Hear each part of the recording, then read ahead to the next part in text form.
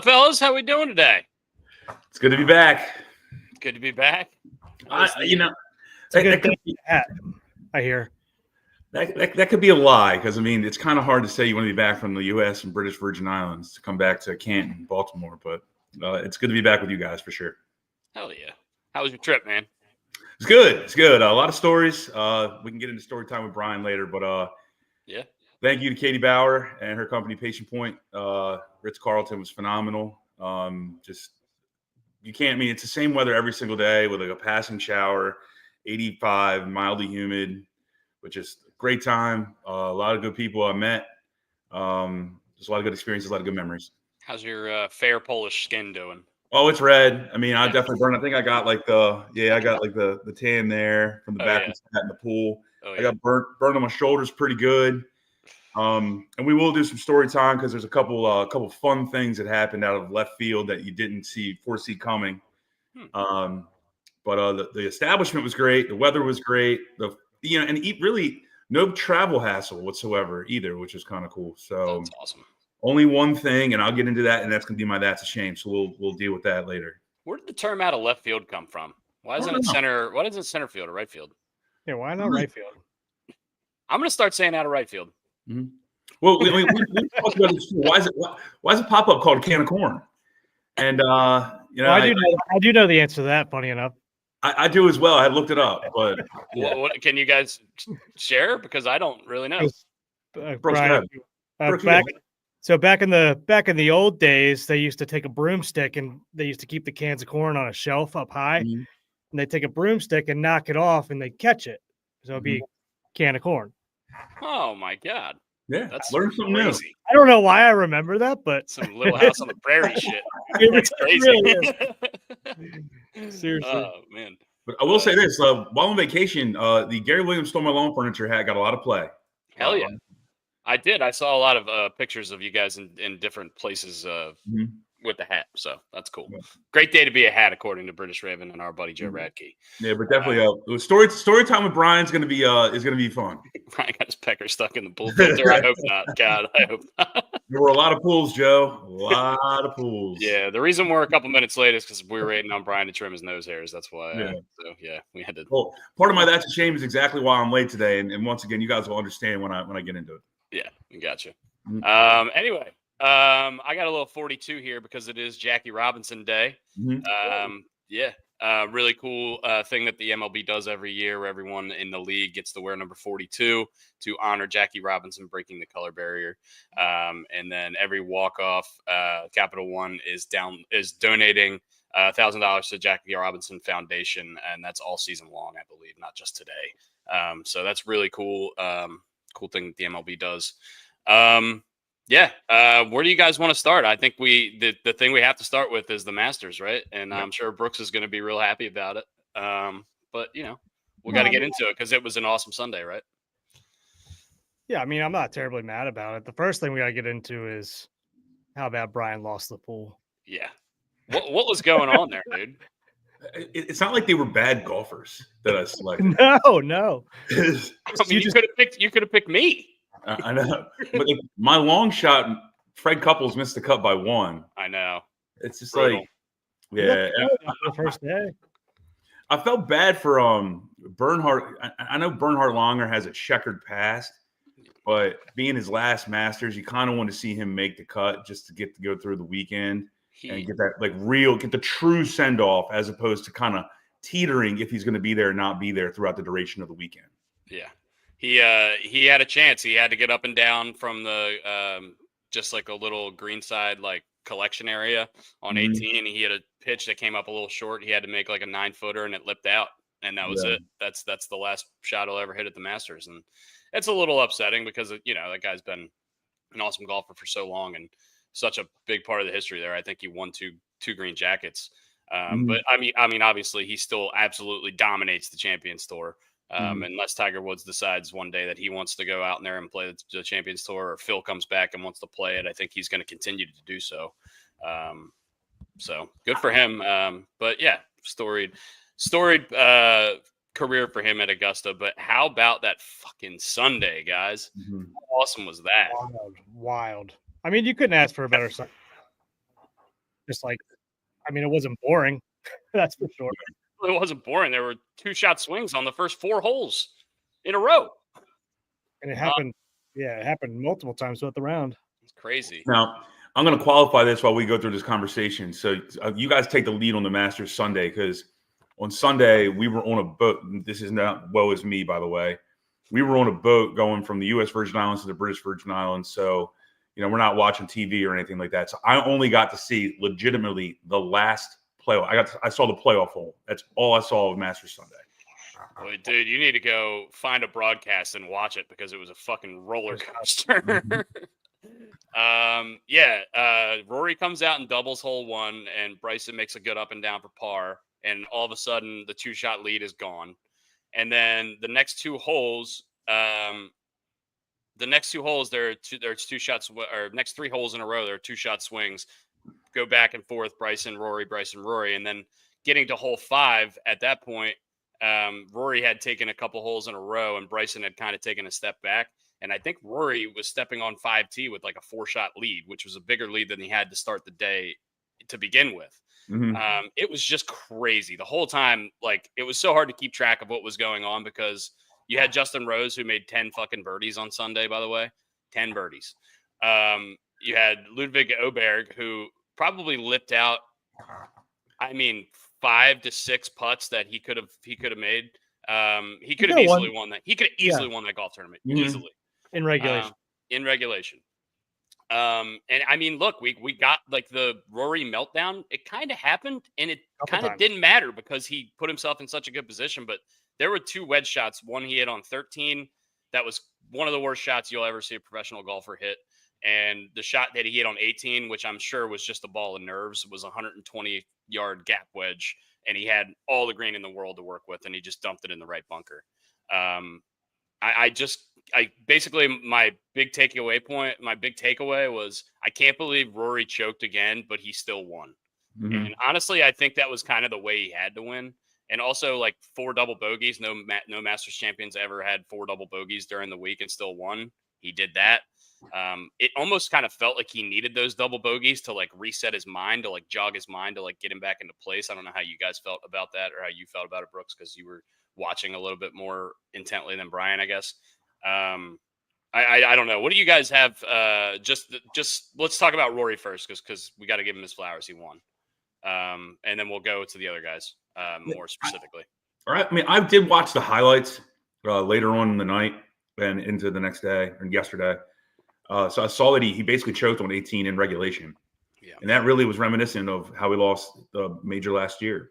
Yeah. So, seeing that now, obviously already knowing the result, knowing that he won. But if I was, I'd be shaking in my boots as a fan, as a patron, and forget the guy actually holding the golf club. So it was nice to see him win the way he did. And I think you're right, Dusty. He had to win that way. I don't really know what happened with Bryson throughout the duration of the round, but he wasn't even in like that top 5, I think, or maybe he was T5. He just really didn't play very good on Sunday. I don't really think he played very good the whole week. He kind of was on the range, like grinding the whole week, trying to figure out, because he felt like he had something wrong with his swing. Brooks, he said his swing didn't feel right for whatever reason. Yeah. But yeah, Rory tried to give this thing away, and nobody was just willing to take it, is really what it came down to. Yeah. Justin Rose did everything he could to fight back, and obviously got to the playoff with him. But I said this on Thursday's podcast. It's good for golf.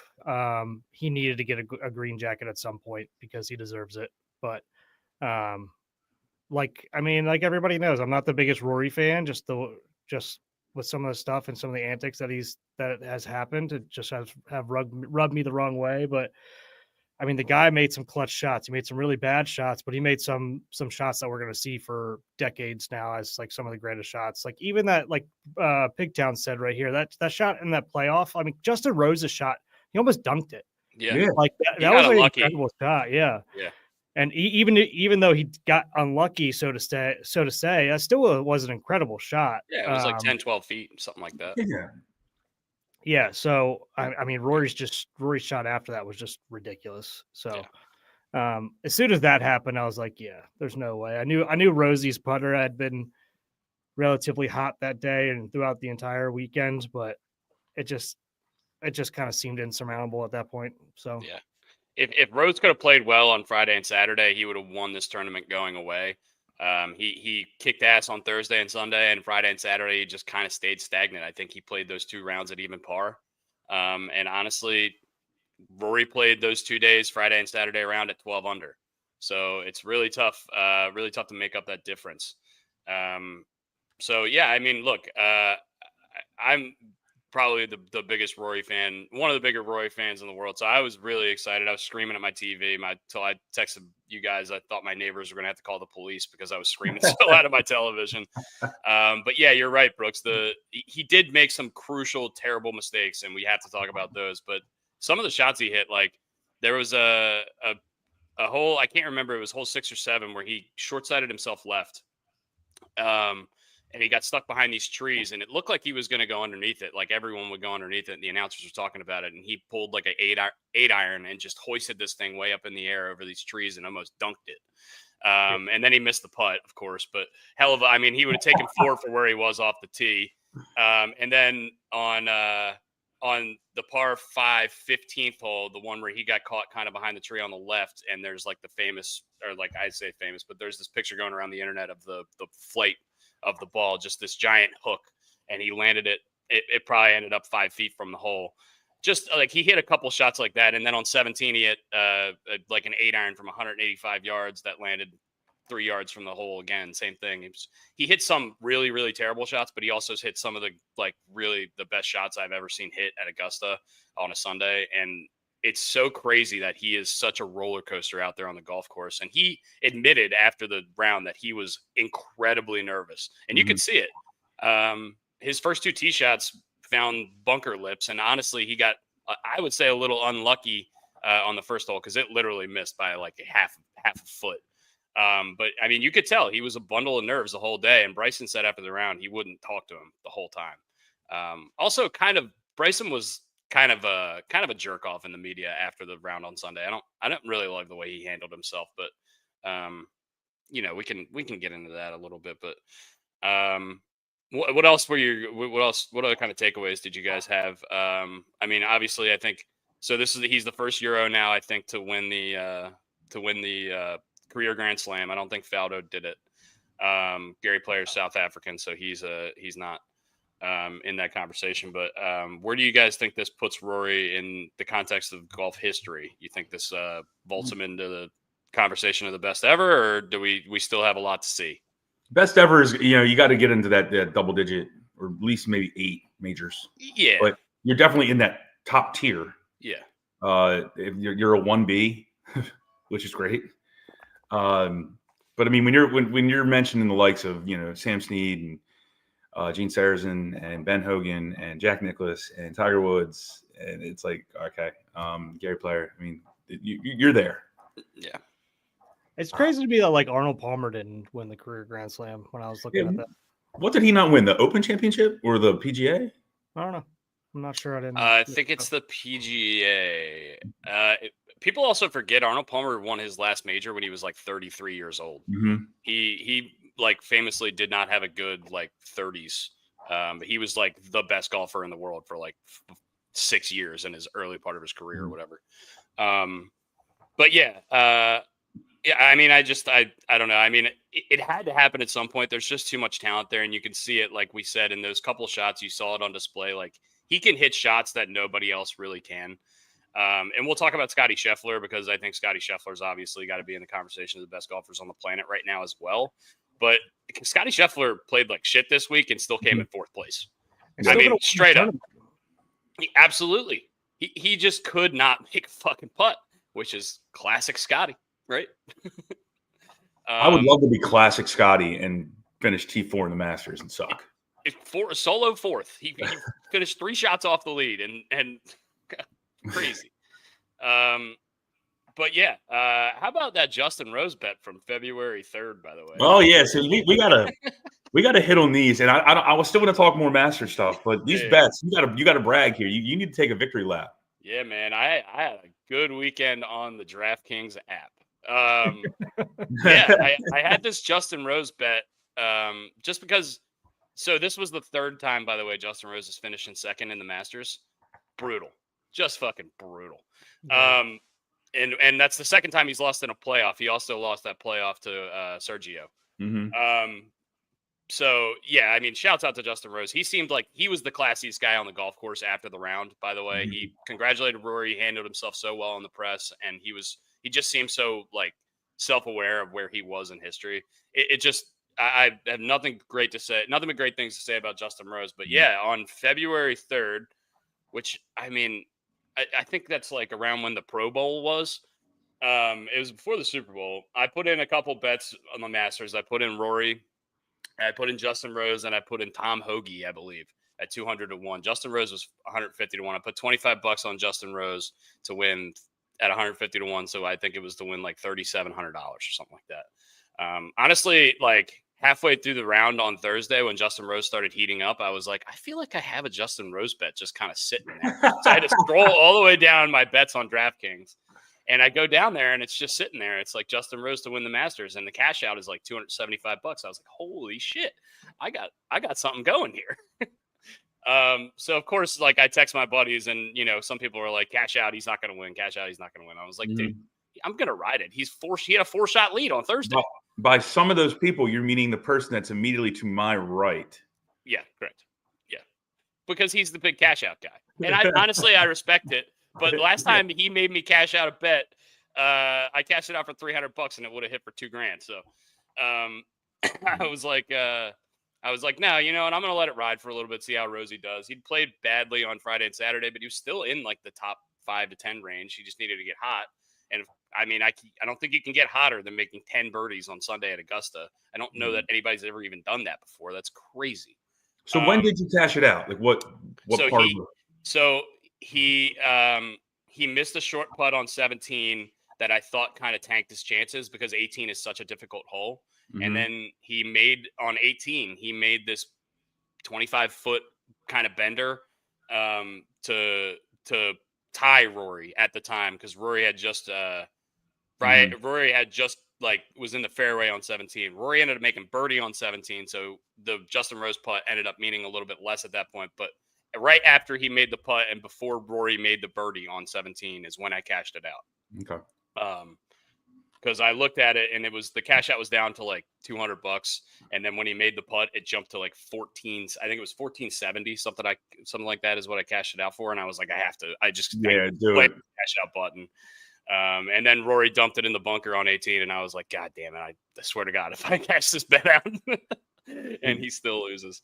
But it worked out. It worked out great. I also did I did matchups Saturday and Sunday, 4 each, and I swept them 8-0. Nice. So it was just a really good weekend for the old Duster. Old Duster. I've never heard of that. I put a bird call out to see if we need to make a community for Dusty's bets, just to get access to all of Dustin's bets to post them, and overwhelmingly was yes. So we might need to start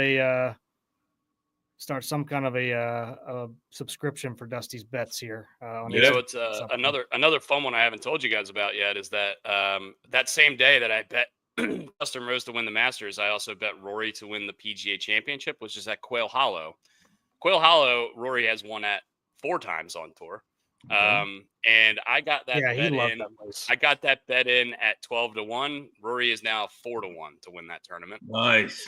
So we have that going. That's $100 bet to win 1,200. Okay. I can cash it out now for 200 if I wanted to, but I'm going to let it ride because I feel like now if he's got the monkey off his back, anything can happen, especially at that golf course where he's obviously very. He won there last year, I think. Yeah, he did. So yeah, he won by like 5 strokes too. He plays that course really well, and that's mid-May. So we got a month until then. Obviously, a lot of things can change, but based on the form so far this season, I mean, he's won at Pebble, he's won the Players, and he's won the Masters. He's in the best form of any golfer on the planet right now, and it's not really an argument. So I feel like we got to keep that one riding.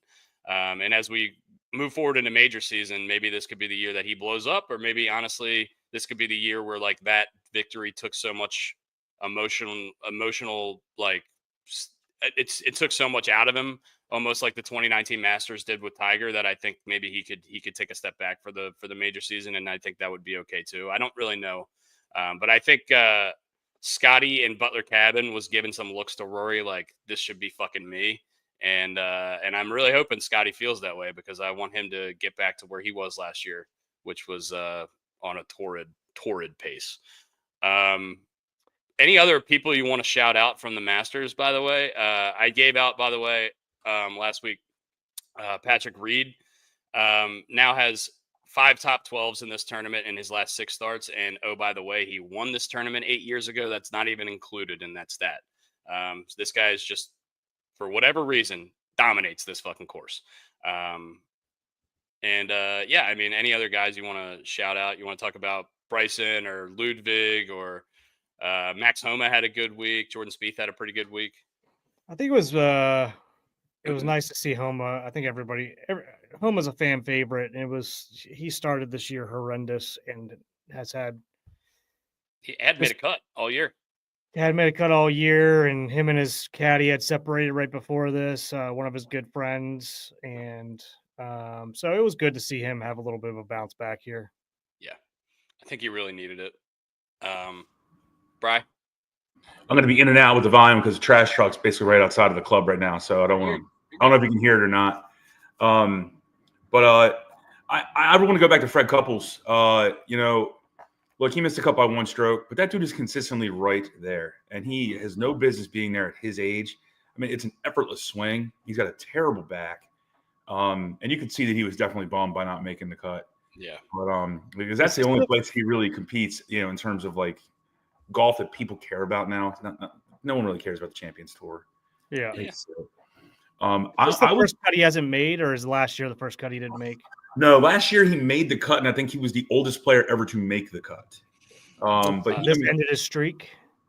No, I think he missed it a couple years ago. Yeah, he makes it, he misses it, he makes it, he misses it. He's always like right there. He's never like getting completely blasted. For a really long time, he did have a streak, but I don't think it's been intact for a couple years now.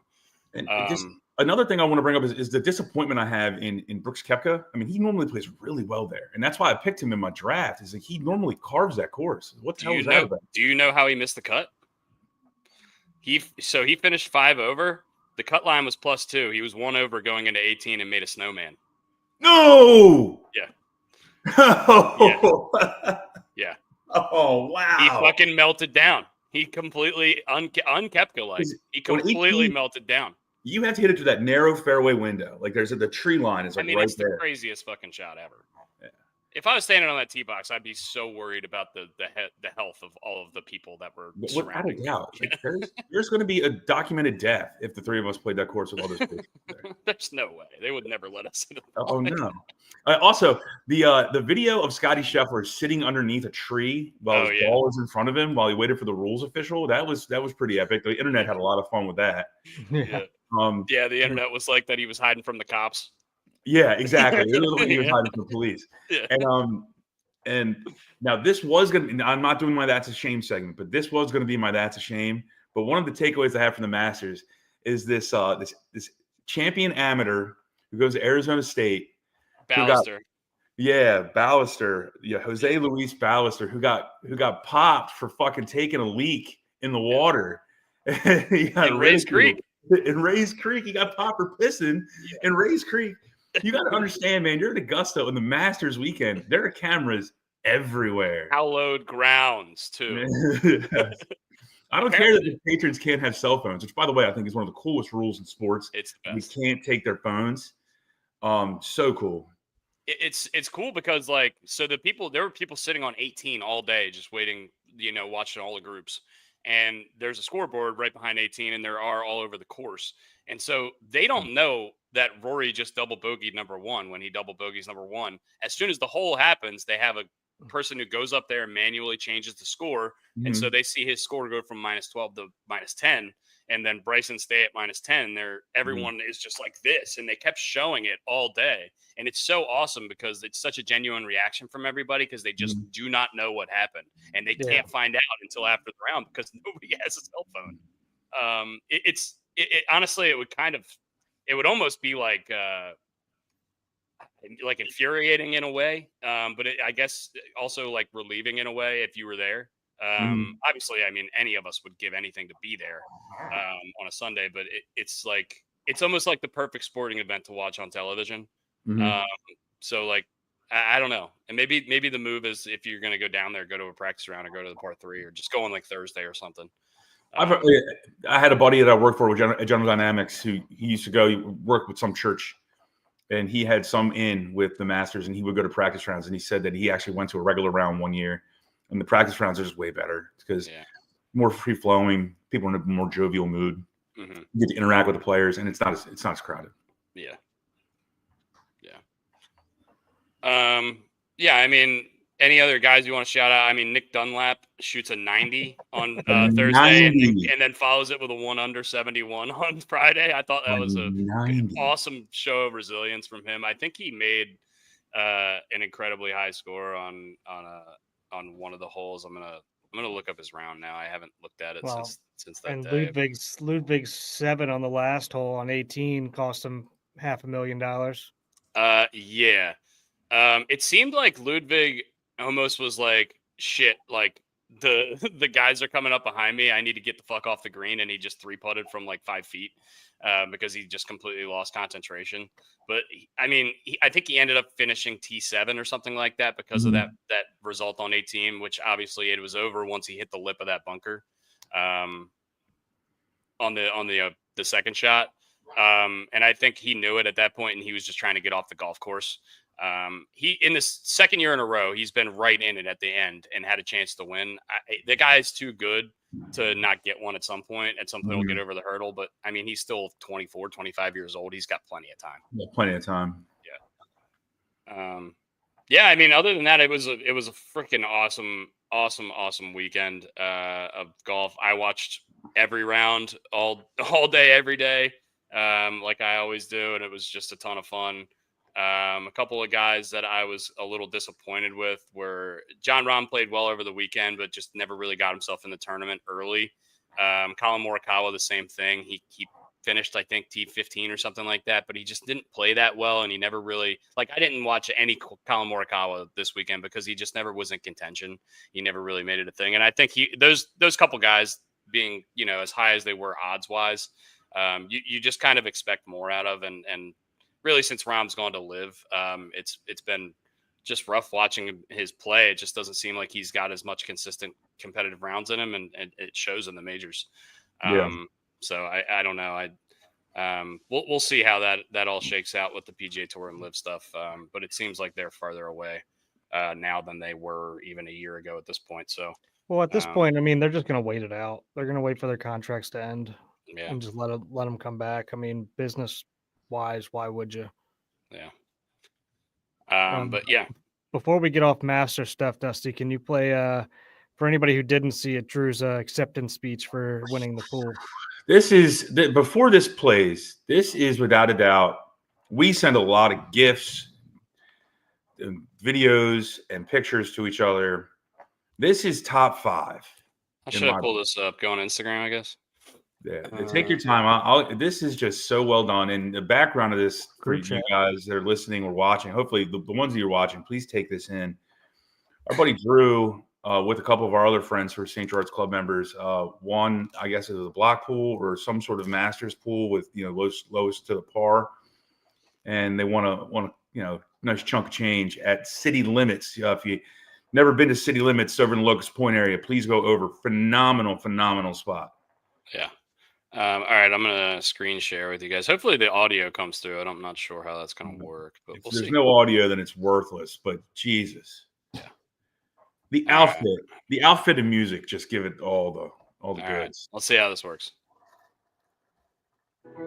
Hello, friends, and welcome to a tradition unlike any other: sending chug videos to your friends after a good win. I'd like to dedicate this 2025 City Limits Masters Tournament win to my good friends at the Quality Hams. Thank you for always being there for me. I'd also like to give a shout out to Tommy and Rich, who also always lose all their bets alongside of me. Thank you for always being there.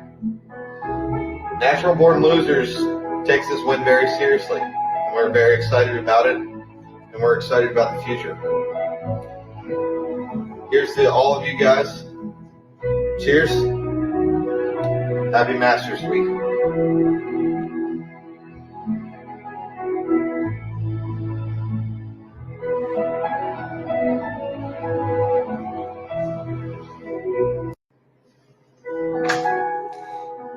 Yeah. It's pure class. I mean, just nothing about that doesn't say class. I mean, the Orioles milkman shirt underneath of the Masters jacket. And for those of you that don't know, the shout out to Quality Hams is our baseball group chat where all of us jabronis are on there. And the reason it's called Quality Hams is because of a photo we took at Sean Foy's wedding where literally are two pigs above our heads. And it says Quality Hams. It's an old SK ad. It just says Quality Hams.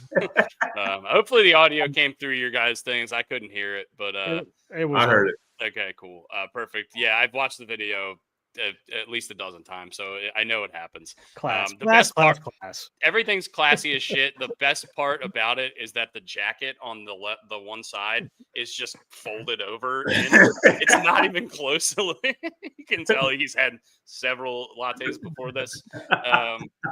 But I just thought that was hilarious. And honestly, grace. It's the first word that came to my mind too. Is that right? Grace? Yeah, grace. That's usually the first word that comes to mind when I think of Drew as well. Yeah.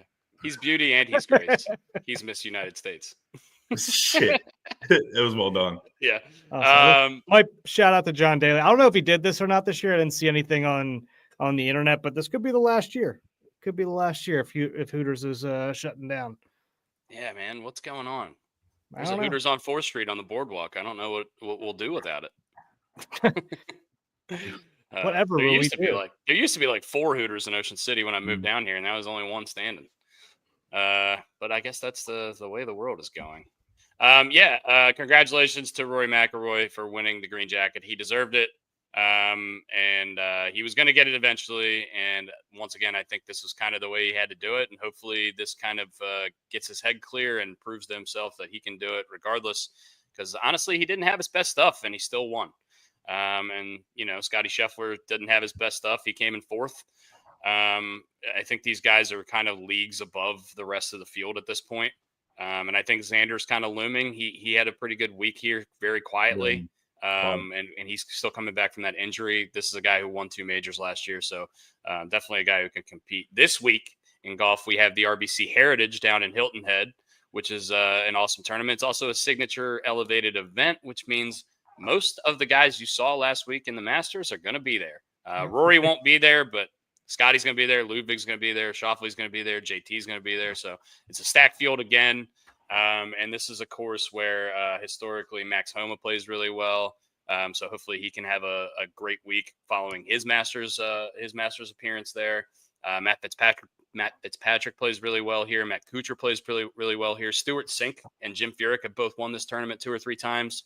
I know they're elder statesmen at this point, but you see an older guy kind of slip into the top 10 in these tournaments every now and then. Stuart Sink won it recently. He won it like 2 years ago out of nowhere. Yeah, with his wife as the caddy, I believe. No, son. Yeah. But yeah, it was really cool tournament. And obviously, we're all kind of riding off the high of the Masters, so we're going to be chasing that for a while. But especially with the way the Masters played out, it's going to be tough to top that over the course of the rest of the season. But hopefully, we get to see a bunch more good golf. And then we can transition now into our story time with Brian segment, because I think it's going to lead into our That's a Shame segment, is it not? It will, because it has to do with the trip that I went on. Yeah. For those of you who don't know, I went to the U.S. Virgin Islands and one day in the British Virgin Islands. Thank you to Katie Bauer again and Patient Point. But so story time with Brian is just sitting there, just wait at the bar, get a couple cocktails, and just turn around and there's good old Stephen A. Smith. He's hanging out. How tall is he? He's taller than I expected. He's probably like he's like 6'2" or 6'3", right? I've heard he's really tall. He really? I thought he was a small guy. I know that's what I thought too. And I'm 6'3". Maybe gravity's got me a little bit, and I'm 6'2"3/4 now. But he's a little shorter than I am. Tall dude. I will say this, and this is not me taking a shot at him. Makeup does the man wonders, because he looked a little haggard. That also could be sitting out in the sun all freaking day. I don't want to. I'm not throwing barbs here at anybody. You weren't looking like a Polish prize yourself, were you? Oh, dude, I was lobster. Katie kept telling me to reapply suntan lotion or sunscreen, man.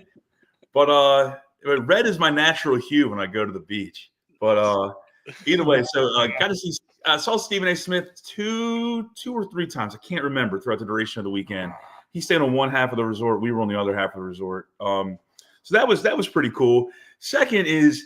This is either an ode to me and how many people I freaking know, or just how lucky we can be as people from time to time.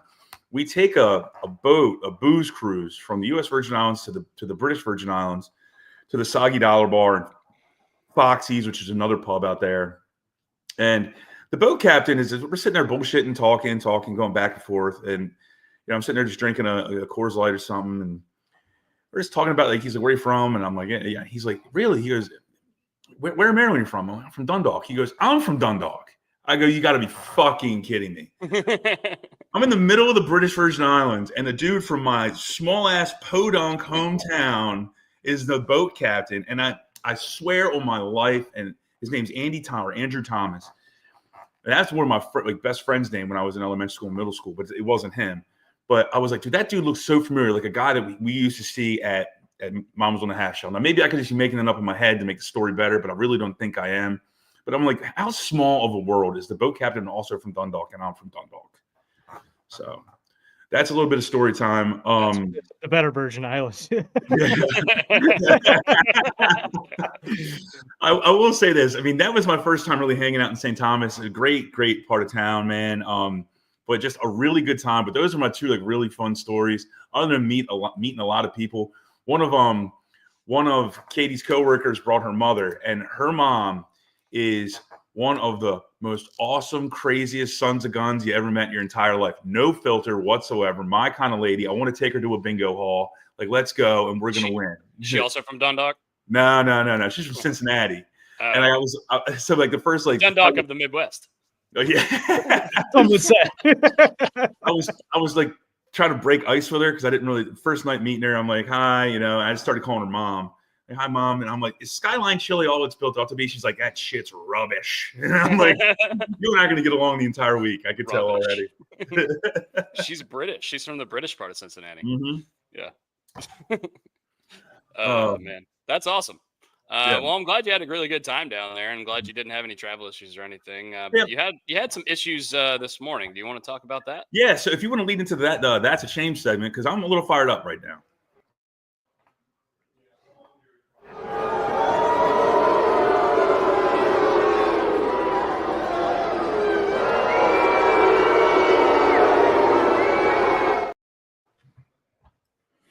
He had to go off camera for that one. No, sorry. So guys walked in the club and they're loud as hell downstairs. But so I just had to close the door.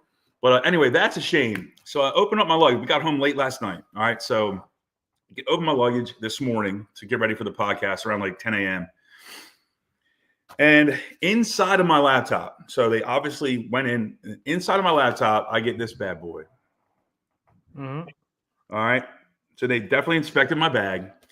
And it's not on my laptop. It's not like in the top pocket of my luggage. It is literally inside on the keyboard. Yeah. Turn the keyboard on, bitch is cracked. All over the fucking place. I'm like, you got to be fucking fisting me, which means they definitely either cracked it on the way in, and then we're like, okay. But that allows me to know that they actually opened the laptop and they actually looked at the screen. So fuck you guys. There's a dent in like the back portion, the back part of the laptop screen. Like, screw that. And like, I'm going to call this number, and I'm not going to change the world. There's no chance in hell I'm going to get anything back from, but I'm at least going to get it off my fucking chest. So that's why I was a little late today, is I had to go Audible, and I just like text Dell. I'm like, yo, I'm going to the office. I'm grabbing your work laptop and just using that for the time being until I get another one.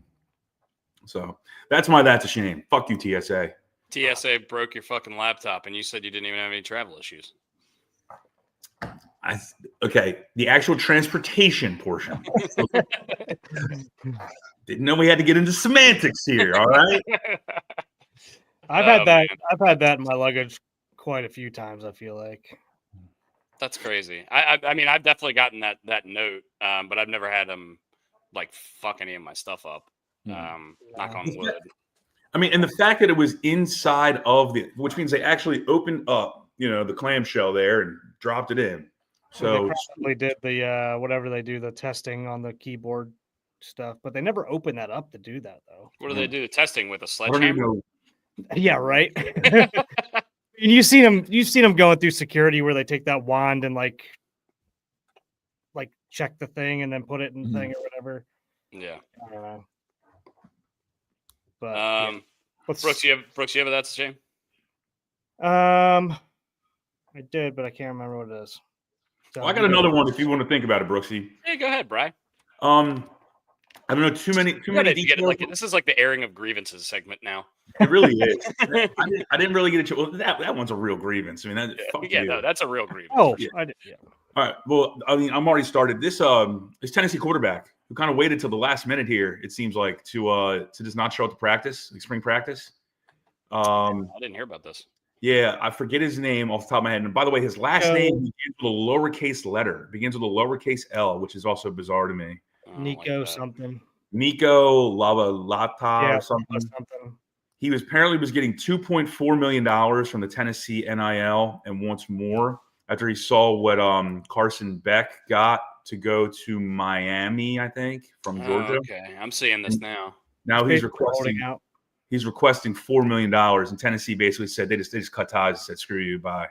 Good. Yeah, so he's trying to hold out in college. Yeah. Now in his top 5 schools that he's probably going to go to, one of them's Maryland. 6, so he can go 2-8. Yeah. I mean, it's whatever. Sorry, but Travis. So that came through the wire. Maybe 2 days ago. So I saw that. That's bullshit. Because he waited. Yeah. He waited to go into the portal just to negotiate and bitch and moan. And here's the thing, this is what's going to ruin it for everybody in terms of the students getting paid. Shit like this is going to make everything come to a screeching halt here soon, and that's going to make major change happen. Mm-hmm.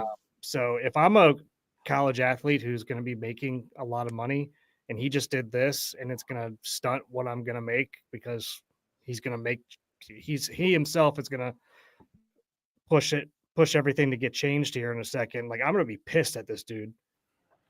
Yeah, it's like what Dusty said a couple times, climb the ladder and pulled it up behind him kind of deal. That's the saying Dusty uses. Yeah, I mean he just kind of ruined it for everybody, just because he's getting greedy. So that's a shame is Kevin Willard again. Everybody. What did he do this time? What do we got? He's been on He's been on an interview train lately, basically trying to clear his name is what I'm gathering from watching these interviews. And I just saw another one with John Fanta last night, who I'm learning to hate a lot. And he's basically I saw the one last night, and he basically said that this one wasn't about me. This wasn't about me. This was about my family. And he basically so this was about his family and all this different stuff. And it's okay, Philly and Maryland are not that far away. It's a 2-hour drive. Not even. It's an hour and 30. College Park, it's 2 hours probably. Oh yeah, from College Park, you're right. Yeah. Mm-hmm. And he basically and I'm sitting there watching this. I'm like, you're digging yourself a grave, Kevin. You're lying again. We can all tell. If you've had any kind of training in body language and stuff like that, you can tell. He's got all the signs that he's lying when he's talking. And then he basically put all the blame onto his family about what I say blame. He's like, this was about my family. It's all right, so you're just trying to say this was your family's decision. The reason why you just fucked over an entire university. So I was like, again, you're digging yourself a grave even further down. And you look like even bigger of an asshole in my eyes because you can't even own up to what happened. So, and now you're putting it on your family as it was your family's decision. So shut the fuck up and be a man and just fucking admit what you did was wrong. So yeah. Well, my that's a shame was going to be this LSU receiver, but honestly, I don't necessarily want to talk about that. Fair enough. Seems like it's been a pretty rough go of it for that family, so we don't really need to highlight that. I guess I'll audible and say my that's a shame is Brandon Hyde this weekend and his mismanagement of the bullpen in that Sunday game. Honestly, I've been trying to be very positive about the Orioles this season. I'm starting to get pretty fucking sick of this. With Brandon Hyde. We can transition this into the baseball segment of our show if you guys want to. But I was gonna lighten the mood first if you wanted to. Yeah, you can go ahead. I'm starting to get a little fucking aggrabated with this shit. We're gonna cut your dick off, Larry. We're just getting upset. Getting upset now. Can't be freaking out here. All right, lighten the mood, please. I'm gonna lighten the mood with two. That was awesomes of the weekend. Right. One. Look, I know we shit on Bryson DeChambeau for a bunch of things, and he's really in the public eye. His public perception has really taken a massive boost in the last maybe year and a half, 2 years, to me at least. But Bryson DeChambeau was not flagged the term caught, but he was spotted after doing some practice stuff. He was walking to, I guess, where where he was staying, and he ran into some kids who were practicing putting. I guess whatever house they were staying in, and he stayed for like an hour and taught putting to them or like helped them with their putting. Like that's pretty cool. That's shit you don't see. There's no camera around, but it's word of mouth, and a bunch of people backed up the story, so you know it's true. And so that's the stuff you don't see. So you got to give credit where credit is due from time to time. I mean, yeah, he's made some dumb decisions. Has he said some dumb stuff? Did he eat too many Twinkies one season? Yeah, but whatever, that's pretty cool. That was awesome. And this is something that's been long overdue. And this is something I pay attention to a lot, is Hall of Fame stuff and people getting in before they pass away. Brent Musburger got voted into the Pro Football Hall of Fame over the weekend. And honestly, I thought he already was in, because every year they give a contributor award. So obviously not a player. Brent Musburger is long overdue for this. Mm-hmm. I mean, not only he was already in too. Yeah, and that was stunning. I mean, not only what he did with the NFL Today or whatever it was called, like the original NFL show that had Jimmy the Greek on it, and they were talking about betting lines back then, and you weren't supposed to talk about betting. This is back in the Pete Rozelle as commissioner of the NFL days. Yep. And then, I mean, Brett Musburger, I think he's part owner of the VSIN, the Vegas Sports Information Network, I think is what that is. VSIN, yeah. Yeah, VSIN. Like, he's part owner of that, and he left his broadcasting post to go be part of that. He's always been on the forward front of betting in sports. And he is the one who coined the phrase, "You are looking live." Because bettors, because you couldn't put spreads up or anything like that, wanted to know what the weather was like and stuff like that when they watched on television before they placed their bets. So he would say, "You were looking live," instead of looking at a recording where you didn't know whether the weather was going to be good or bad. And I'm just using weather as one of the variables that go into to sports gambling. And he did that as a friend, as a favor to a friend's father, who was apparently a big time gambler and always wanted to know if he was looking live or not. And he goes, "Well, I will tell you every single time I broadcast that you are looking live." So that's how he started. "You are looking live," at whatever sporting event he was doing. That's pretty cool. Mm-hmm. Good for Brent Musburger. Last game of the year, Brett. Guy loves betting, huh? That's what I learned. Yeah. He likes gambles. This, by the way, just from Andy Koska of the Baltimore Banner. Orioles right-handed pitching prospect Brandon Young has been moved from AAA Norfolk to High Aberdeen. It looks like we have a TBD on Friday who's going to start, and Young would be on 5 days rest. So I'm not sure if that is a transactional move that would help him get up to the Orioles. I'm not really 100% sure how that works, but it seems like they're moving him for some sort of reason. I can't imagine they would take him out of AAA and put him into High A after the starts he's had in AAA so far. So I would imagine that means he's probably going to be coming up and making a start on Friday. It's probably a question for Zach, or maybe you guys know. At Pigtown Sports, is when you move guys within the minors, does that count as a move? Like, instead of going from the bigs to the minors, I know like that's option, like an option. You mean that's an option? Is going from AAA to single A an option? I don't think so, but I don't know for sure. I'm not 100% sure how that works. The minor league system is so confusing and weird. I just really don't get it. Honestly, I have no idea. It's just hard to keep track of. But I think that's interesting. I think it probably means that we're going to see Brandon Young at some point soon. Friday, most notably.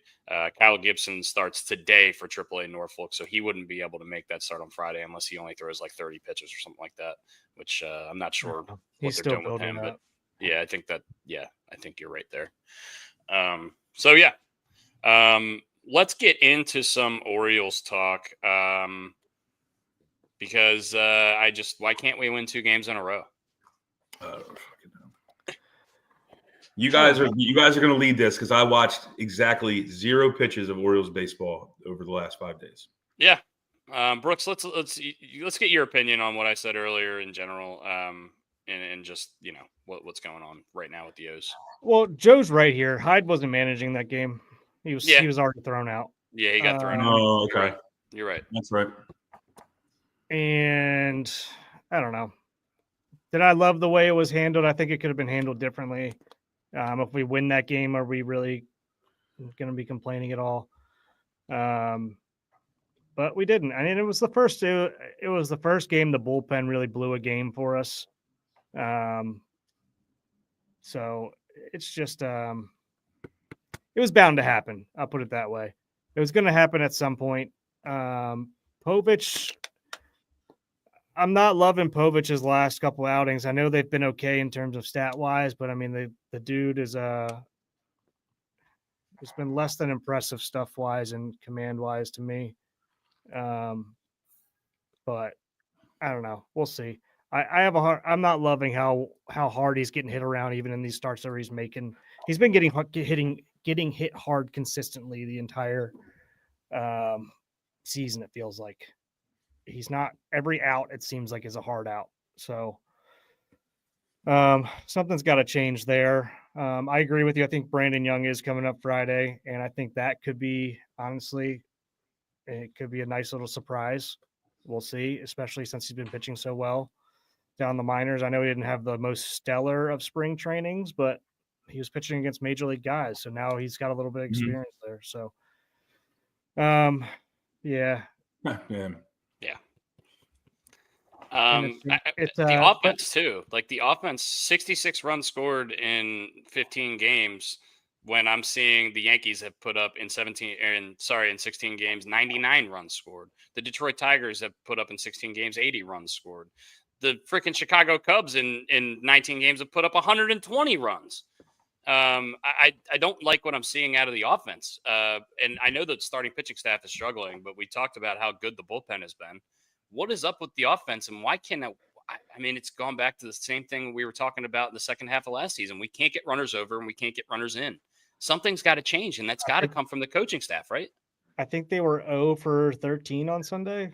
It's crazy. I saw with runners in scoring position, which is just so frustrating, man. Especially, I mean, and again, it comes after a game where you hit the ball.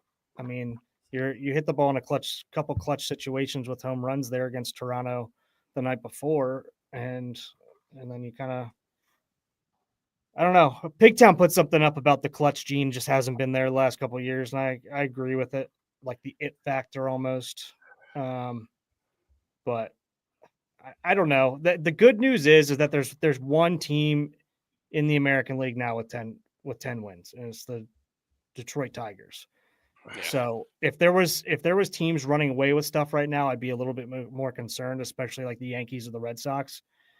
So I feel a little bit better that it's a tight race right now, and it seems like everyone's still trying to figure it out a little bit. So, but it's got to get figured out soon. You still got to give it till almost to June or to June to have a real good understanding of what this team is.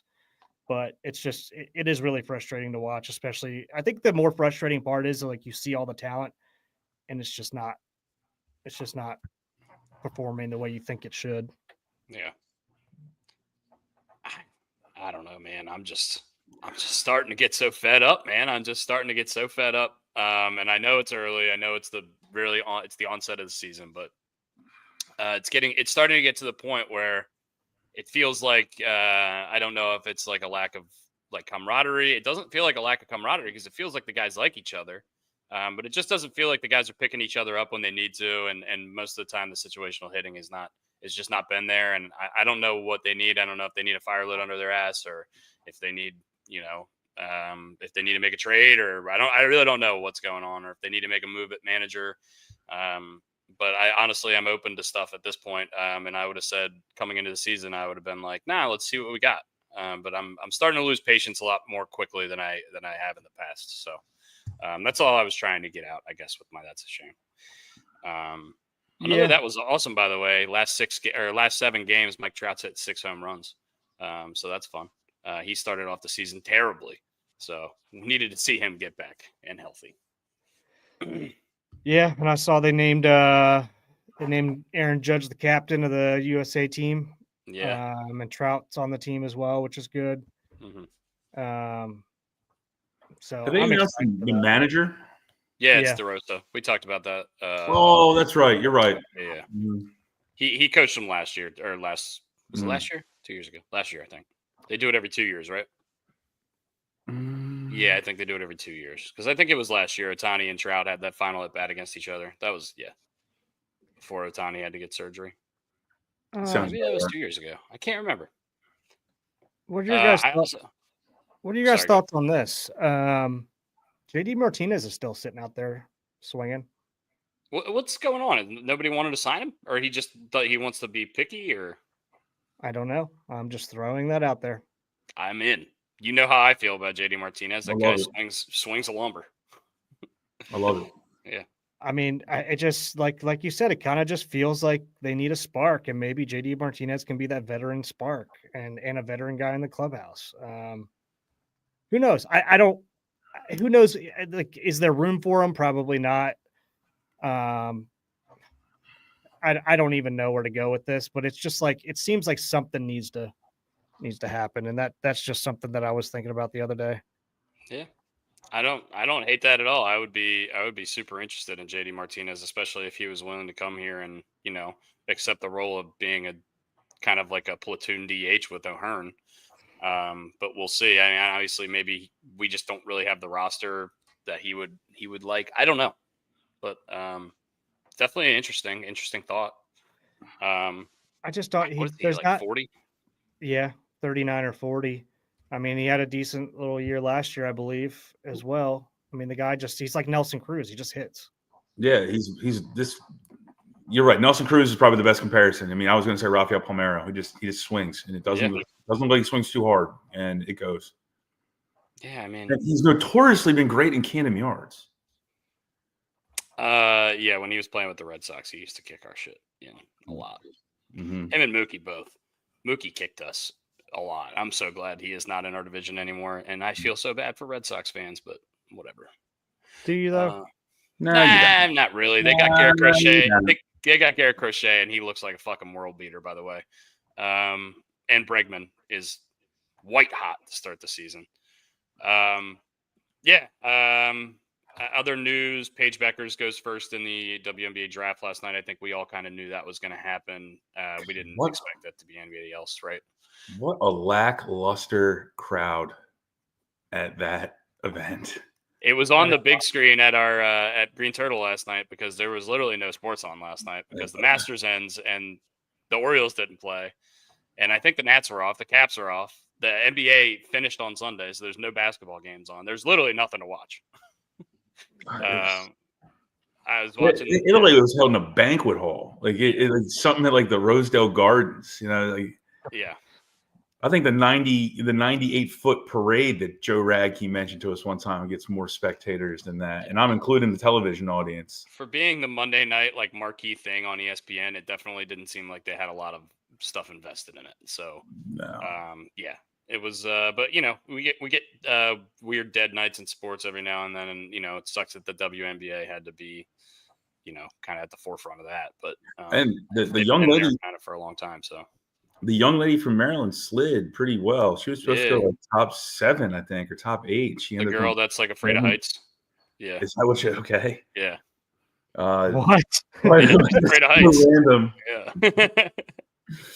Yeah, she didn't go until later in the first round, or maybe even in the second round. She went in the second round. They only have 2 rounds, and there's only like 28 picks total. Yeah, well, I think there's only like 15 or 16 teams, right? 14 Yeah, teams. I did see. I watched a little bit of it on the plane, and they're going to expand a team a year for the next 3 years. Like Golden State's getting one, I think Portland's getting one, and they mentioned another team like Toronto. Well, when Vegas and Seattle get these new NBA expansion teams, they'll probably get teams there too, because they're going to build the arenas anyway. Matt and Tim Hasselbeck's father, who was a tight end in the NFL, passed away. Don Hasselbeck, Super Bowl champion. That is, I guess that's worth noting. And not a guy I really honestly knew. I didn't even know that their father played football until just having seen this. But I've been reading up a little bit about him, and I was finding some stuff interesting. So, yeah. Any other stuff you guys want to talk about before we get into our wrestlers draft? Let's be a little bit more positive with the Orioles here. I'm just looking at standings right now. As bad as we have played, and we're 6-9, we're 2.5 games back of the Yankees. Is that crazy?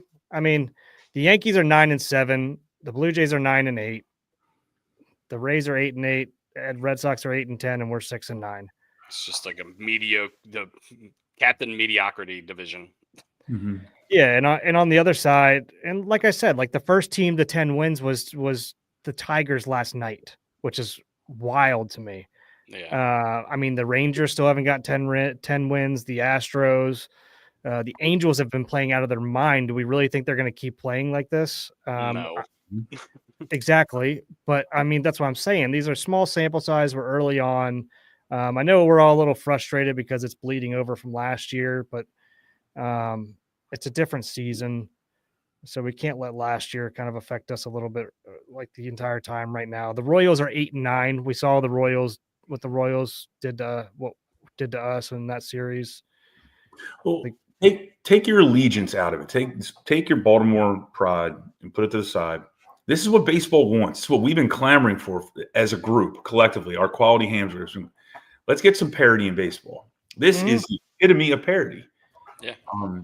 So I mean, I'm happy for it now. Once again, and I'm putting my Orioles allegiance to the side. I'm happy about this.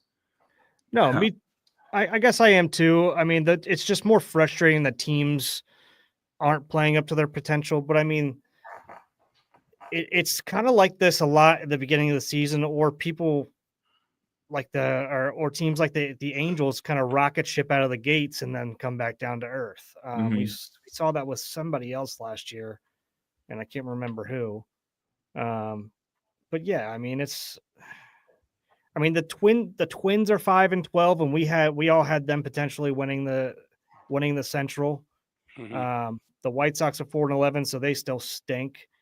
I mean, other than that, everybody is pretty much the same here. Yeah, hovering right around like that 1 or 2 games above or below 500. So, can we name a pitcher on the Angels? Anybody? No. Off the top of my head, no. A pitcher. No. Well, that guy that they brought up that has not made a something. I think his last name's Smith, but I could be wrong. I brought him up. Like the Angels brought him up without playing a single minor league game, and I'm blanking on his name, but I'm pretty sure he had like a generic last name like Smith. But yeah, other than that, I'm looking at their depth chart right now. See if you say Kikuchi is their number 1. That's not good. Who's the guy that throws like 4 million miles an hour? Ben Joyce. He's on the IL. Oh, he is? I didn't know that. Yeah, it just says 4 days ago. The Cubs just lost one of their best guys in Steele. Yeah, the Cubs have started out super hot. Justin Steele, we saw him when we went to Chicago and saw that game. He shoved against us. Yeah. And the Padres have come out the gate just scorching hot. Yeah. Machado and Tatis are both going crazy to start the year, which, we had to see that coming at some point. Machado had a little bit of a down year for him last year. Still hit 29 homers, by the way. Just super consistent player. But yeah, I'd look just to finish up on the Orioles though. It's just, can we go win a series? Like we split with the Blue Jays to start. we should have beaten the Blue Jays on Sunday and won that series. We didn't play on Friday, obviously, so we didn't get the chance to see that game. But can we we got two more series at home against Cleveland and Cincy, and then we go to Washington on the road. I mean, can we win 2 out of those 3 series at least? Let's get some momentum going as we move into the part of the schedule where we have to face Detroit, New York, Kansas City, Minnesota back to back to back. Those are some of the best teams in the American League. That's going to be a tough stretch. I want to get some momentum before we go into that stretch, because if we don't, and then we go into that stretch, all of a sudden we're quarter way into the season and we're, playing below 500 baseball, and I don't like that. So. Did you see after we lost the series to Arizona, Gunnar and a couple other guys on the bench just kind of staring out, looking pissed off and at the field? Yeah. I mean, how cool would it be at the end of the season? We look back at this and we just go on a hot streak. I mean, yeah, it's just baseball's weird, and plenty of people have said it. Last year, I think the Mets were under 500 at the halfway point. And then they signed Jose Iglesias, and he hit 370 for him in the back half of the season. So it's a long season. I'm not sounding the alarm yet. Am I frustrated? I'm only frustrated just because they're not playing up to their potential, and I know what we've seen their potential, so we're just kind of waiting and waiting and waiting. It started that we were going to have all these injuries on the pitching staff. Can you guys hear me? If you told us before the season we were going to have all these injuries, especially on the starting pitching staff, we would have probably taken 6 and 9 to start. I don't know. Maybe I am overreacting, and I'm trying not to, but it's it's just frustrating. Yeah, it's just so frustrating. You can say it. I think everybody's a little frustrated, and I think Brian's a little. Oh, there he is. He's back. He was a little frozen for a second. But... Yeah, I didn't even want to say anything because you guys all went white. Hey, British Raven, I think we got a draft that you're gonna. We got a draft for you, British Raven. Let me go take a leak real quick before we do this, because we might need to bring him in on this if he wants to partake. If you guys are up for that. I mean, I'm down. He can give suggestions, or we can bring him in to talk about our picks afterwards if you want to do that. Yeah, British Raven analysis and who we missed after the draft. Ooh, I like this. If he's available, I don't want to jam him up. Nick, if you're available after the draft, let us know if you can call in. If not, Thursday we can do our normal call-ins, and you can talk about it then. But that would be awesome. The draft this week is best wrestlers. I don't know if we're doing favorite wrestlers, best wrestlers, whatever. I'm just going to do. I listed the top guys. Yeah, that's tough. I mean, how do you distinguish between best and favorite? I think there's a huge difference. I would never put Hulk Hogan in my favorite wrestlers, but he's got to be in the top 3 best wrestlers. So I don't know.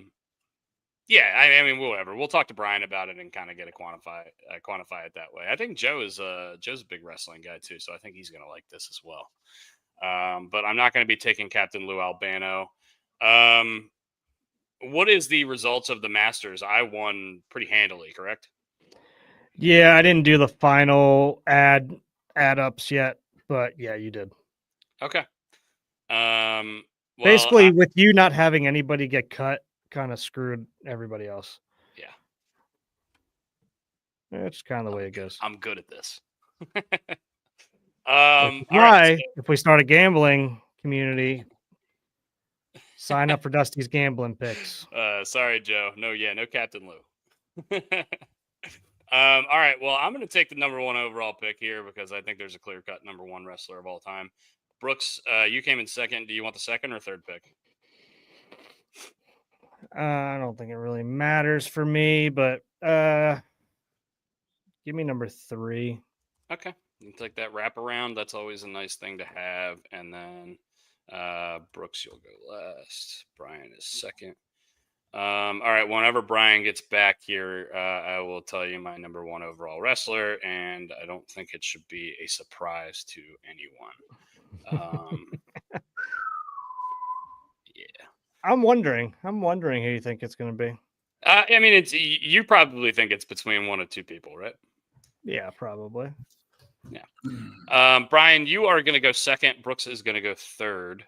Who won last week? Last week was Masters. You lost. Oh, that's right. That was by a lot.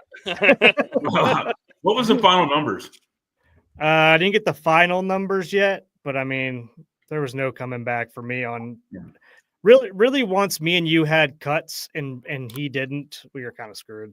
Unless one or two of his guys like had complete meltdowns and one or two of my guys went off. Yeah, we needed some Nick Dunlap shit to go on out there on my guys. Yeah, and it just didn't happen. Bryson was holding me afloat there for a little bit. Scotty kept me in it for a while too. Yeah. But yeah. Yeah, I mean, I had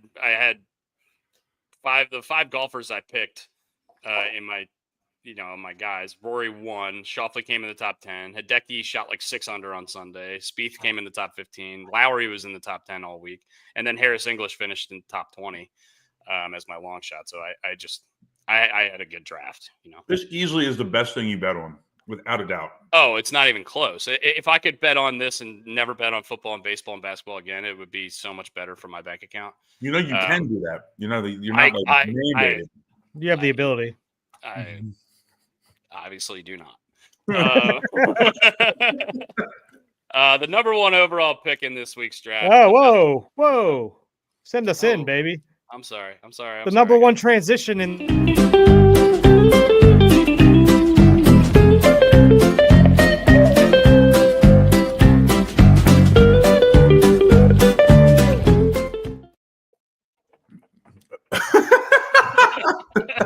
The number 1 transition in the game, fellas. You guys should lose. Dustin, you should lose a draft pick because you forgot the transition. You're right. I'm sorry. Do you want me to for story time with Ryan? And I'll take we got to get a couple more, but before you start, you guys got to give me a heads up. You're going to be doing the wiggle, so we can all come back wiggling. I was just sitting here eating a 100-gram bar. Oh, that's all right. Yeah, Sean, we saw that. That's pretty much guaranteeing he's going to be there. I mean, it looks like Friday. There's a TBD Friday. It looks like he's probably going to start on Friday. Yeah, Sean. Yeah, Joe, this is the best wrestler of all time, and I don't think it's particularly close. Stone Cold Steve Austin will be the number 1 pick in this draft. Just for the amount of money that he drew and the amount of really excellent, great feuds and matches that he was in, he's got to be the guy for me. And there are definitely some other guys you can argue, but that's my guy for sure. Stone Cold Steve Austin will be the number 1 pick. Brian, you get the number 2 overall pick. Who you got? We'll go with The Rock. All right. Honestly, I'm really glad that The Rock didn't drop the Brooks because I know I would have taken him. But yeah, that's a good pick there, Bri. Brooks, who is your who you gonna go with now that probably the consensus top 2 guys are off the board? My number 3 and 4 are both going to come from my childhood, are going to be The Undertaker. And this next one's going to be controversial because I think there's possibly a couple guys ahead of him, but he's one of my favorites of all time growing up. Best heel, I think, when I was growing up, Triple H. Yep. Wow. Cool. Yep. Okay. Yeah, I think that's a pretty solid start there. The Undertaker and Triple H. You can't really go long. 2 of the guys that have really been there the longest and done a lot. Yeah. Can't blame you there for either of your picks. Bri, who you got? I'm going with Brooks's 4th pick. Kind of going a little nostalgia, like my childhood. My favorite wrestler when I was growing up was Bret the Hitman Hart. All right, Bret the Hitman Hart. I'm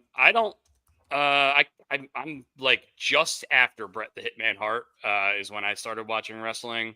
But I've seen obviously a ton of this stuff, and he's part of the reason Stone Cold Steve Austin is who he is because they had a match, I believe, at WrestleMania 13, where there was a double turn. Anyway, I will take Stone Cold Steve Austin's WrestleMania 14 opponent.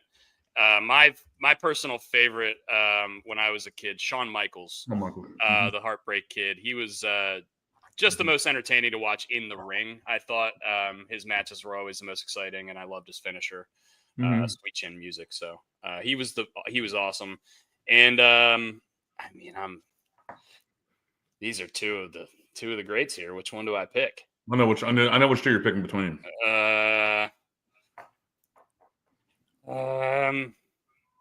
Give me the Nature Boy, Ric Flair. All right. I saw a lot more of him than the other guy that's probably going to get taken here in this next wraparound, and I don't really think you can go wrong taking Ric Flair number 3 on your best wrestlers pick. No. So there you go, Brian. I'm gonna go with I like Slim Jims.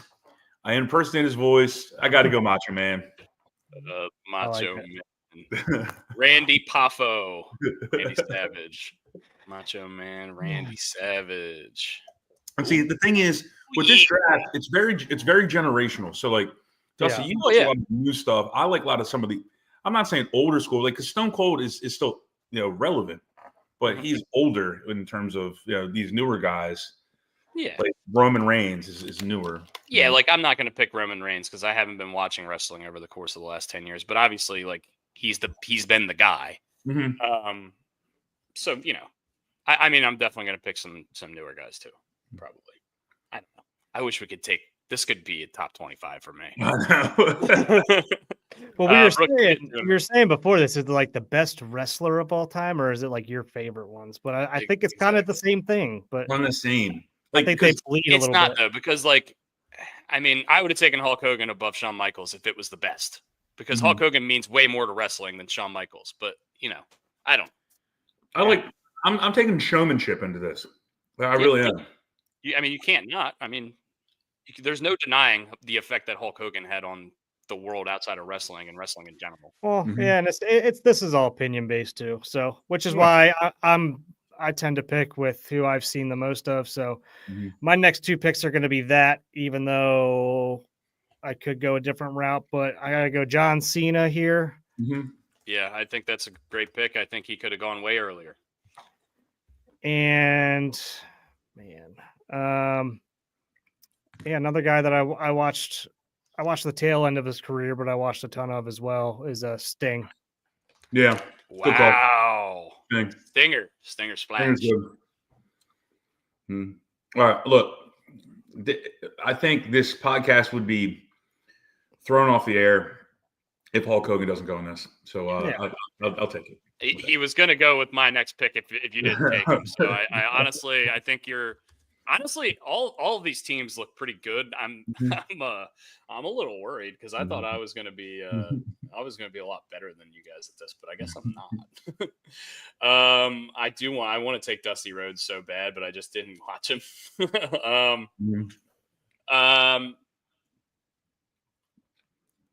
Look, I got to take when I was a kid, one of my favorite guys, and Brooks and I used to play the video game and do tag team wrestling all the time, and we were always the Hardy Boys. I'm going to take Jeff Hardy.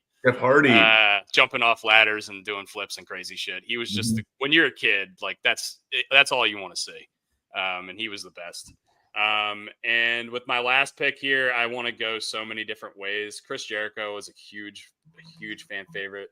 Or a huge favorite of mine growing up, but I don't think I can say that he is better than the Olympic gold medalist Kurt Angle, who is super underrated and honestly really, really funny as a wrestler too, which I thought was awesome. So I'm going to go Jeff Hardy and Kurt Angle to finish off my roster here. Brian, who's your number 5 here?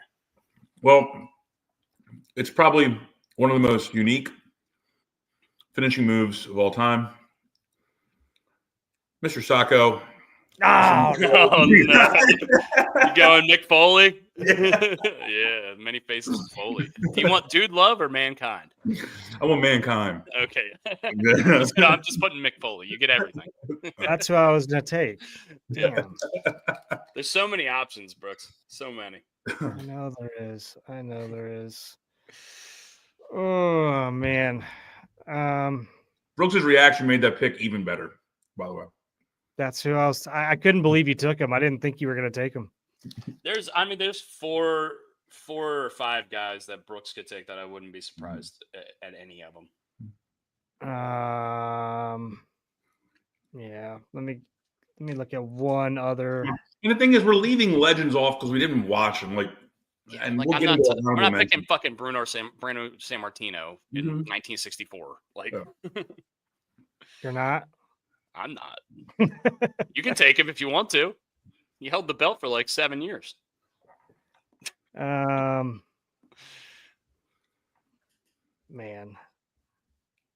you got me all. Man, I got you really screwed over the head. I did not think you were going to take him. I see a bunch of guys in here. I'm just like, they weren't my favorite guys. Mhm. I'll pick an old school guy who I watched a ton of documentaries on, and who I feel like, obviously it wasn't my time, but it changed the course of wrestling as well. Give me Andre the Giant. Andre the Giant. I think that's a great pick, and I feel like I need to have one old school guy in there. I think honestly, it's a great pick, and I think both of your teams are better than mine, which is really frustrating because I'm the wrestling guy. You're the wrestling dude. Yeah. But yeah, I mean, look, let's talk about some of our honorable mentions, and then we'll bring in British Raven here to kind of discuss. Why don't we each do three? Dulcie, why don't you start with three? Okay, so my next three guys on the list that I didn't take were Eddie Guerrero, Chris Jericho, and Rey Mysterio. Okay. Those are the three guys that I had next. Brooks, what do you got? Yeah, I had. Well, you took Edges in there. Yeah, here. Good call. I also loved Kane growing up a lot. Mayor of Knoxville, Tennessee. Yeah, you're kidding. Not kidding. Shoot, who was the other one I was thinking of just a second ago? Was it Diamond Dallas Page, Kevin Nash? Bang. Kevin Nash, Booker T. Like those were some of my Booker T's on my list. Yeah.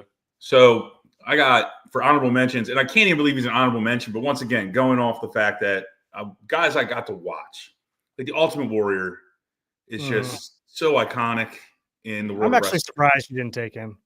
Yeah, he was just like Bret the Hitman Hart was right before your time. The Ultimate Warrior was right before mine, so I never really got to watch him wrestle. Hacksaw Jim Duggan, just because I used to love the American flag coming out in the 2x4. Yeah. And then look, I threw out two female wrestlers on there. Look, I was a boy with hormones. Sable, she was she was cool. I would have taken her to a movie. Bought a lot of popcorn. And then wouldn't have taken her to a movie because she probably would have thrown me through the screen. But Chyna. Yeah. There you go. Sable, by the way, married to Brock Lesnar. Oh, really? How do you know that? Also, another one I just thought of when Brooks was bringing up, like, you know, some of the guys are like the NWOs and stuff. I used to like X-Pac. Oh yeah, he was just like fly by the seat of your pants kind of dude. He was like the diet version of Shawn Michaels. X-Pac and Chyna have a sex tape. Huh? How about that? Isn't that interesting? A couple guys we didn't mention. A couple other guys we didn't mention. Randy Orton, one of the most iconic finishers. Rowdy Roddy Piper. It's taken way too long for him to come up. CM Punk. I said Dusty Rhodes.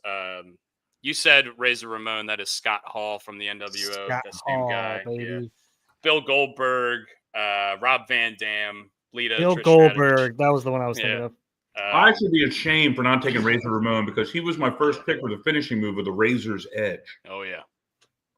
And then the only other guys I have down here are Big Show, Brock Lesnar, and then I have a redacted at the bottom, which I'm not going to say his name, but he was one of my favorites growing up. I know who you're talking about. And we're not going to talk about him because CB. Yeah, CB.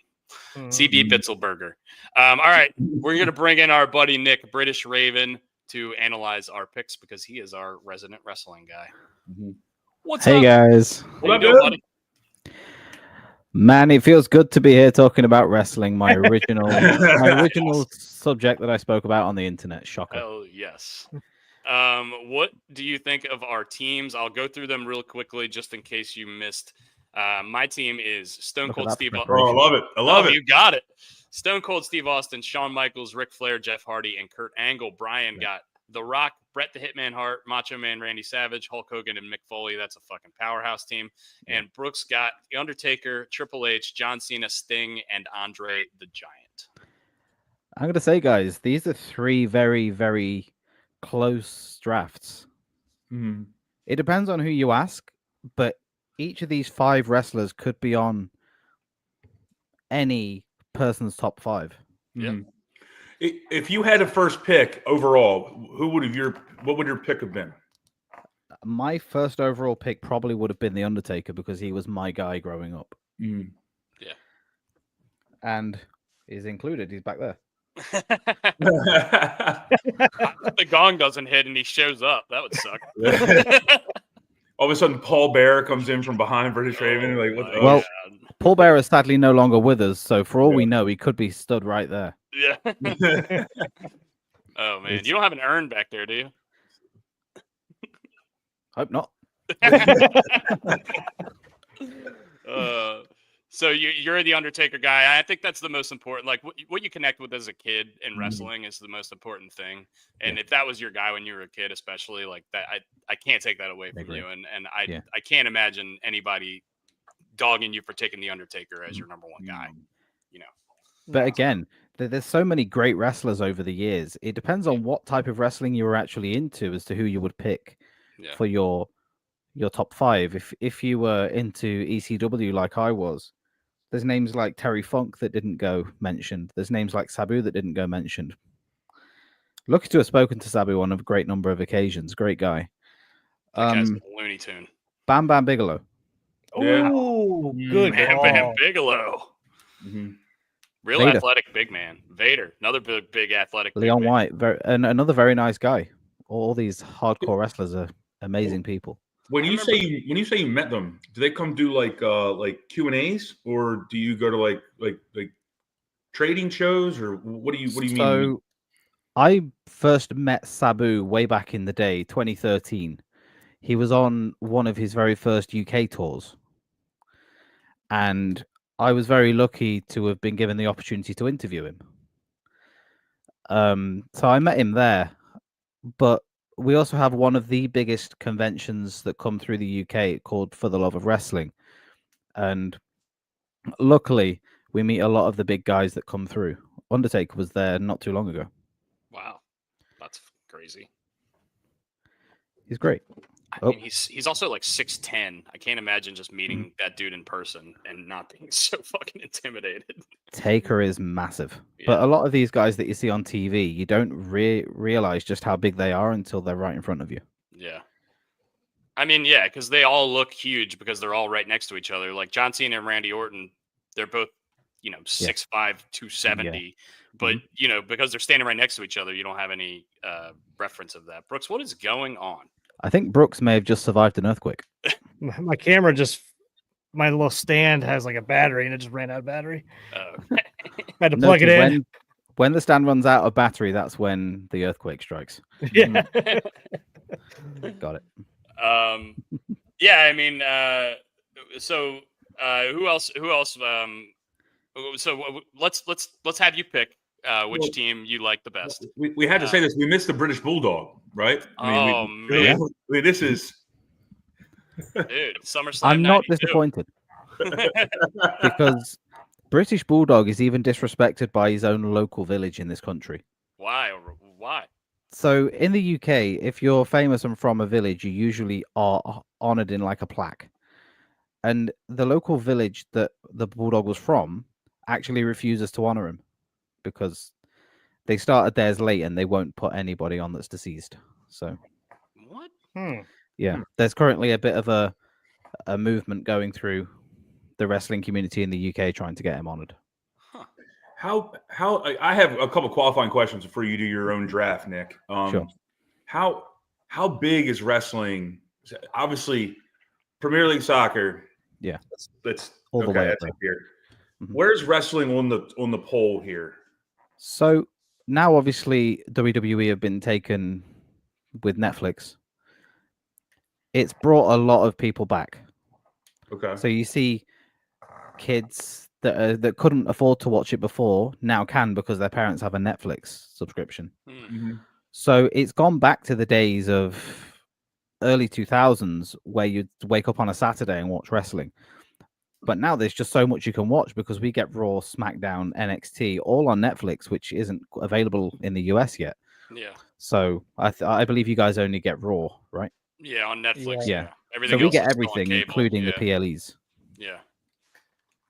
Which has sparked so you get the somewhat of a pay-per-views regeneration. and everything we get on Netflix everything. too? Yeah. Oh shit! So like WrestleMania is on Netflix. Yep. Wow. Oh, wow. $18.99 to watch Netflix. It's great. I think I remember Triple H talking about that on Yeah. maybe it was McAfee's podcast. I got to figure out how I'm going to watch WrestleMania this weekend. I'm definitely going to be watching it.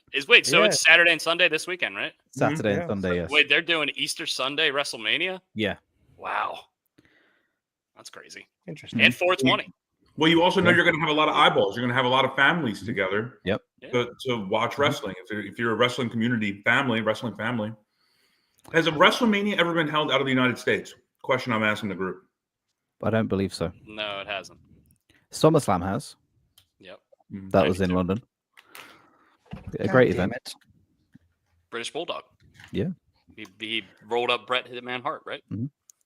Absolutely. I mean, he had to win that one, right?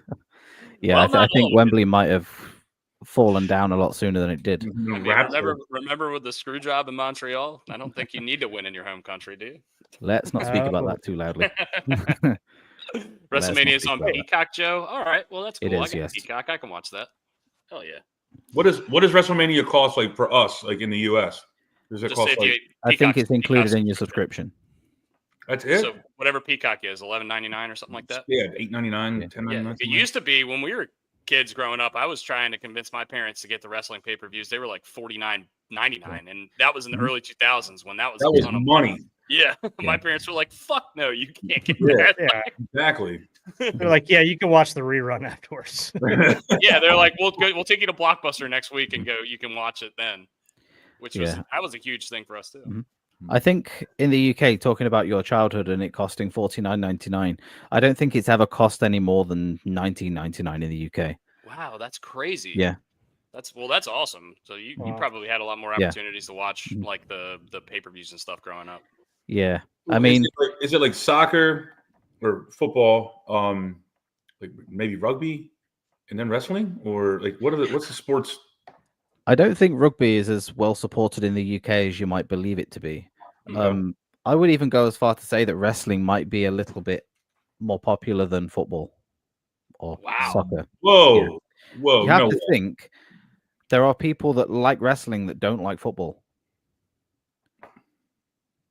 Are there people who like football that don't like wrestling? Absolutely. Yeah. You have to think if there are more children that want to watch the sport, because everybody at school's watching wrestling, they're going to watch it as well. Yeah. That was the case for me. Yeah. I'm trying to wrap my head around that statement. I'm still trying. Look, trust me. I remember going into elementary school and like me and a couple of my friends would be like, "Did you watch Raw last night?" That kind of thing. I was definitely like a thing in elementary school. Was like you had to watch it. You had to keep up. Yeah, I once got a detention for dropping a Hulk Hogan leg drop on somebody in the playground. Do you remember the reasoning? Yep. That guy was being an absolute ass, and he deserved it. Did you lay it in? Oh, it was a stiff leg drop. Yeah. I later came to find out that I got in trouble because the kid actually fell off the activator. It's like a play structure thing that was quite tall. And about 19 years ago, there wasn't really many safety regulations in the UK. So he came off that. He actually broke his arm. So the injuries were not sustained from me, although we weren't friends thereafter. Wait, I was just joking. I just remembered. Isn't WrestleMania in Indianapolis? Yes, it is. It is. Yes, it is. Yes, How do you not know this? I just thought about it. I haven't been downtown in a couple weeks. Advertisements everywhere downtown. Now that you're going downtown on a regular basis, you really got to check in to see what the tickets cost. It's a lot. I have a friend going out. In fact, no, it's in Vegas this year. You're right. It's in Vegas for sure. Is Indy next year? Is everything in Indy I think next it year? may well Royal be next Rumble, year. Yes, WrestleMania, the and big three are SummerSlam going all... through Indy next year. Yeah. Now, that could be a podcast trip. I mean, look, if you guys want to go to the Royal Rumble, I'm fucking in. I would pay money for this. Hacksaw Jim Duggan's a really nice guy as well. Really? Yeah. You'll be surprised. Remember the thumbs up and the 2x4. They say never meet your heroes, but sometimes these guys are absolutely incredible to meet. Yeah, I'm sure sometimes it's quite the opposite too. Absolutely. Probably just there to get a paycheck, and they don't give a shit. I met Mark Henry like really early in the morning once, and he was an absolute ass. But to be fair, I would be at that time of the morning too. Yeah. Also, a everyone guy knows I you're Mark don't Henry. guy I don't want to see in an alley is Mark Henry. Yeah, I mean, it's funny you bring that up, Nick, because like obviously everyone's going to know he's Mark Henry because he's massive, right? Yep. No one thinks he's a field hockey player. Just to Yeah. throw it out there.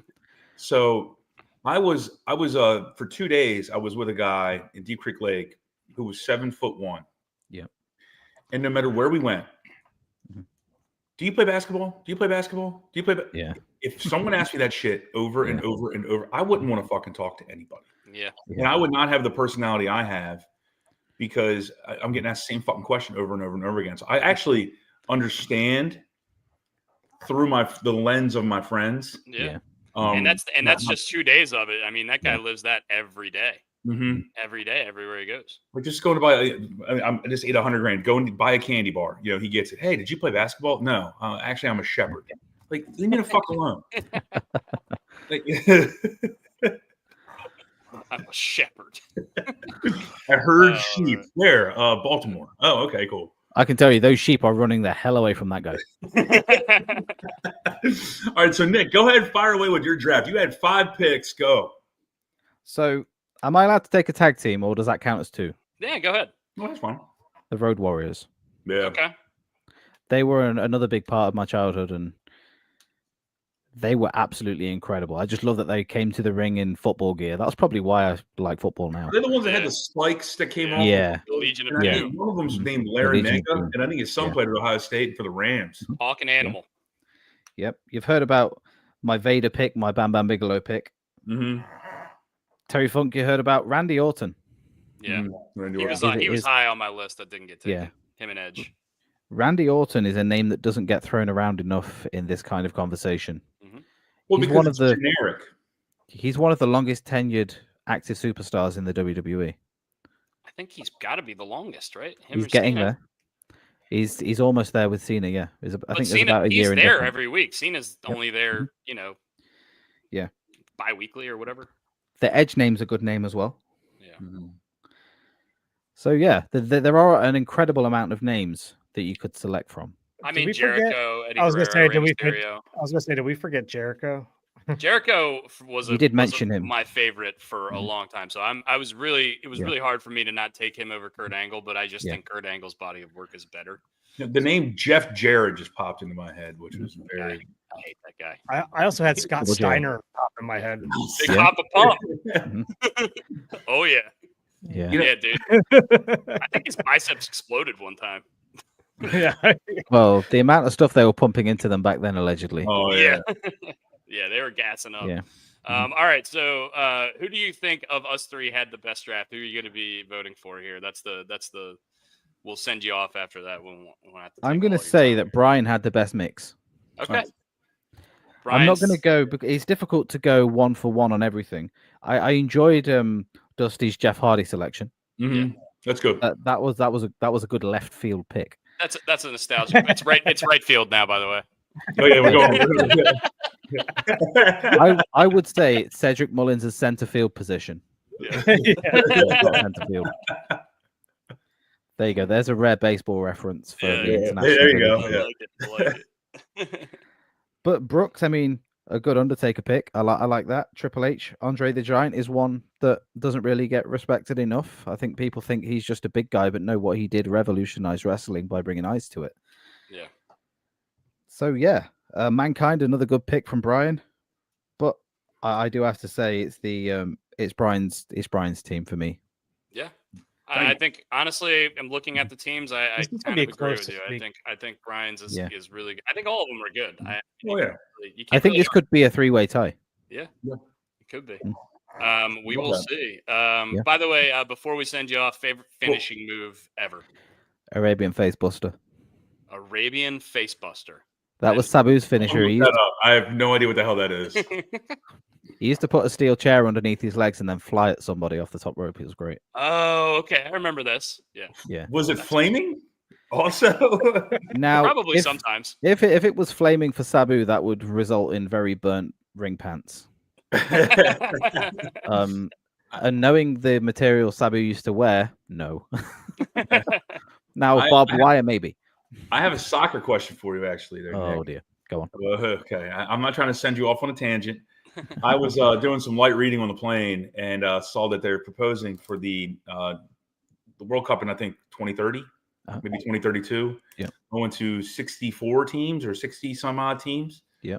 What are your thoughts on this? Right now, I think the World Cup is around 32 to 34 teams based on the home country.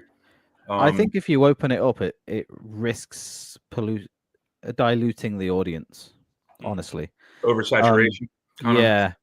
Yeah. It's supposed to be the international tournament for everywhere, not just like continent based. Yeah. And I feel that if you allow everybody to take part, it just becomes basically like the Club World Cup is. Honestly, I think it should just be how it is. We play enough. What's the benefit of more eyeballs? Is my assumption. Television rights is my assumption as well. What is the benefit outside of those two things that I think I just mentioned? So now you think about it, these people are going to be watching the World Cup anyway, regardless of whether their country qualifies for it. So there might not be so much to gain from it, so much as they're just extra teams, more games. And we have to think about that these top line players already play so many games in a league season.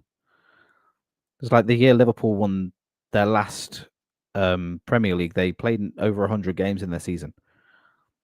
So if you think these guys are doing multiple kilometers in a game, running at the fastest they can, injuries occur, but then you've got to take that into account. But if you put more, there's going to be more games, and these guys they're not going to like it. So if it goes through, more injuries, less time we'll see these players on the field, and it'll just be a very poor product for everybody watching. Okay. I figured you'd be the person to ask, or at least a couple of our soccer friends, people to ask. But you obviously have distinct knowledge, given that you're in Liverpool. Yeah. Or you root for Liverpool. I'm a Liverpool fan. I'm definitely in Robin Hood County, Nottingham, England. Okay. Yeah. Robin Hood County.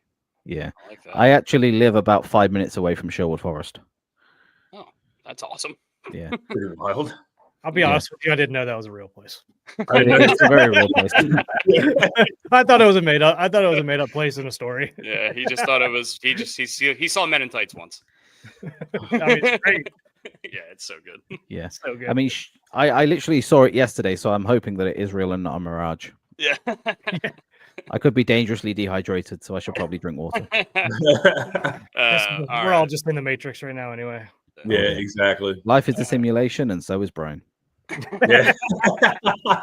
Great day to be a hat, though. Nick, thank you very much for coming on and talking some wrestling with us. I appreciate you guys. If you need me in the future, just let me know. Yeah, absolutely. Happy Thanks, WrestleMania week, and we hope you have a great week. And Indeed. Yeah. Take it easy, stay safe, and it's a great week to be a hat. Hell yeah. Hell yeah.